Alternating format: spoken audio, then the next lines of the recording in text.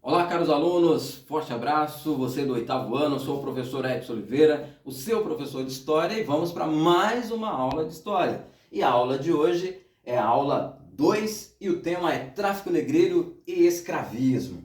E aí, de cara, eu te pergunto o que você sabe sobre escravidão no Brasil. Diz para mim, o que você sabe sobre escravidão no Brasil? O que você já estudou sobre a escravidão no Brasil?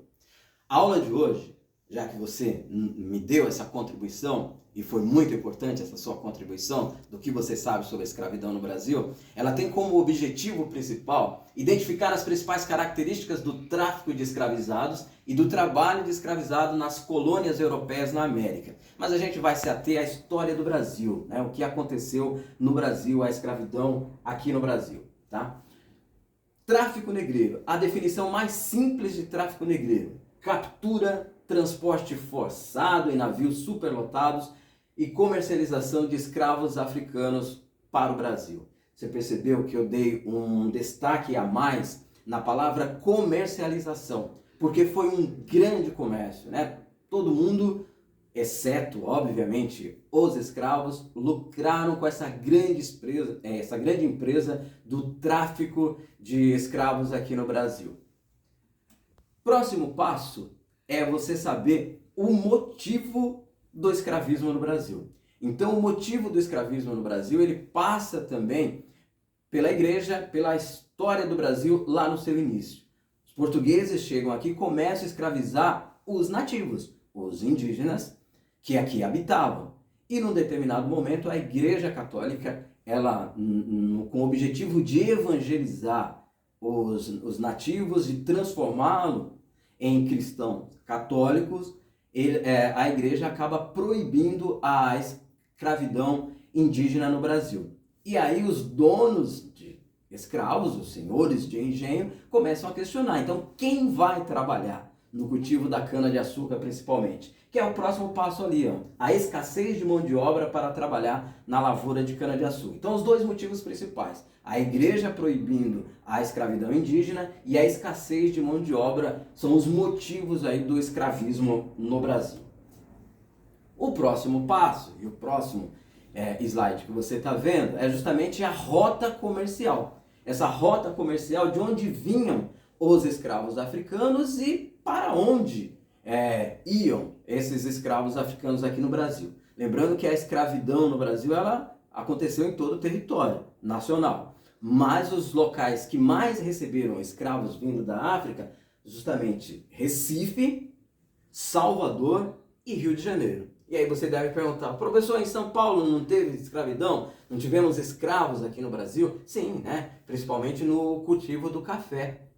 Tivemos escravos aqui no Brasil, mas em uma quantidade bem menor do que a quantidade que aconteceu em Recife, em Salvador e no Rio de Janeiro, tá? Por isso a gente define aí essa rota desse tráfico negreiro para esses três locais. Os escravos, eles vinham de duas regiões principais ali da África: os sudaneses e os bantus.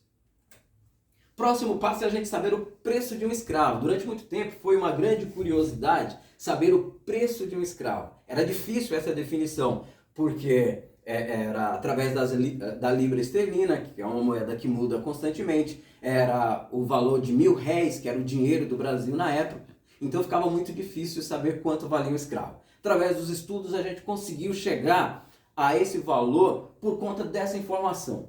Um bom escravo, ele valia 30 sacas de café. Saca é o nome correto para um saco de 60 quilos de café. O valor atual de uma saca de café é R$ 1.445. Então, se para comprar um escravo gastava-se 30 sacas de café, então a gente vai buscar aí na matemática esse resultado. E gostaria que você fizesse aí, agora utilizando os seus conhecimentos de matemática. 1.445, que é o valor de uma saca de café, vezes 30. E aí eu quero ver qual é o resultado que você chega. Como você é um bom aluno de matemática, você chegou a esse resultado, né? Então um bom escravo, ele valia R$ 43.350. O que nos faz crer que um senhor de engenho, para ter 10 escravos, por exemplo, ele gastava mais de R$ 400.000. E aqueles que tinham 100 escravos, por exemplo, gastavam aí mais de 4 milhões de reais. Então você percebe que era uma grande empresa, né? Era um grande comércio. Muita gente lucrou com o tráfico negreiro. É uma grande mancha da história do Brasil, todo esse processo de escravidão no Brasil, mas a gente está entendendo os motivos pelos quais aconteceu no Brasil e aconteceu praticamente no mundo inteiro, na América inteira. Mas como a gente está falando de história do Brasil, o porquê aconteceu no Brasil. Que além de tudo que a gente já sabe, do preconceito, do racismo, a gente também hoje observou que era uma grande empresa, era lucro para todo mundo, tá certo? Os trabalhadores, os escravos trabalhavam em tudo.